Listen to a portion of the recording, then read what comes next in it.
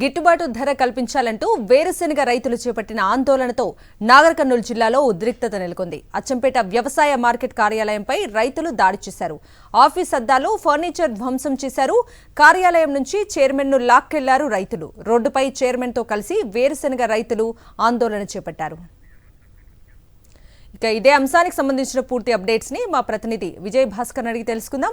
భాస్కర్, కవిత, నాగర్ కర్నూలు జిల్లాలో ఉద్రిక్తత చోటు చేసుకున్నది. అచ్చంపేట వ్యవసాయ మార్కెట్ కార్యాలయం పైన రైతులు ఆగ్రహించి దాడి చేయడం జరిగింది. వేరుశెనగకు మద్దతు ధర ప్రకటించడంలో ఇటు పాలక వర్గము తర్వాత విఫలమైందనేటువంటి ఆరోపణతో వారంతా కూడా ఈ రోజు ఆందోళన చేపట్టడం జరిగింది. అది కొంచెం ఉద్రిక్తకు దాటించినటువంటి పరిస్థితి. ఒక్కసారిగా రైతులంతా కూడా కార్యాలయంపై దాడి చేసి ఇటు ఫర్నిచర్లు తర్వాత అద్దాలను కూడా ధ్వంసం చేయడం జరిగింది. మరొక వైపు అక్కడే ఉండేటువంటి చైర్మన్ అరుణను కూడా అక్కడ ఉండేటువంటి మహిళా రైతులంతా కూడా ఆమెను లాక్కెళ్లి అంబేద్కర్ చౌరస్తా వద్ద బైఠాయించి ఆందోళన చేయడం జరిగింది.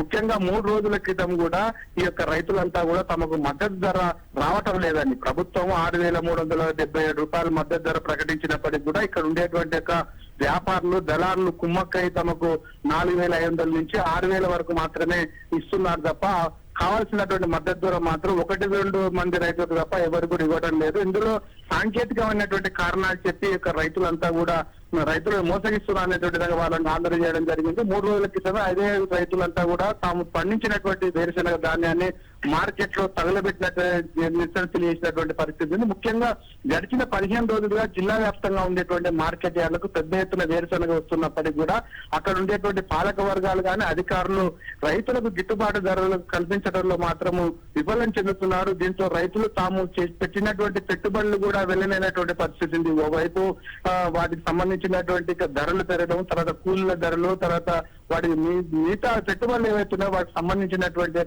ఓవైపు ధరలు పెరిగి తాము ఇబ్బంది పడుతుంటే కనీసం అమ్మినటువంటి ధరలకు చేసిన అప్పులు తీరలేనటువంటి దుస్థితిలో ఉన్నాం. కాబట్టి వెంటనే ప్రభుత్వం మద్దతు ధర ప్రకటించి దాదాపు 7,500 తక్కువగా తమకు ఆ ధర ఇస్తే తప్ప తాము ఈ యొక్క గిట్టుబాటు కలిగేటువంటి అవకాశం లేదని చెప్తున్నారు.